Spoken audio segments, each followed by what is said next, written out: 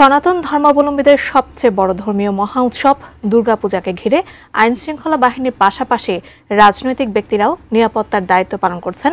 তারই প্রেক্ষিতে ঢাকা মহানগর উত্তরের সাবেক আহ্বায়ক সাইফুল আলম নীরব বিএনপির ভারপ্রাপ্ত চেয়ারম্যান তারেক রহমানের নির্দেশে সনাতন ধর্মাবলম্বীদের দুর্গাপূজায় সর্বোচ্চ নিরাপত্তা দেওয়ার উদ্দেশ্যে ঘুরে ঘুরে প্রত্যেকটি পূজা মণ্ডপ তিনি পরিদর্শন করছেন। সারা বাংলাদেশে গত 16 বছর কিন্তু অনেক হিন্দু সম্প্রদায়ের ভাই বোনেরা কিন্তু পার্শ্ববর্তী রাষ্ট্রে পালিয়ে যেতে বাধ্য হয়েছিল। গত 16 বছর কোনো ধর্মের মানুষই কিন্তু নিরাপদ ছিল না।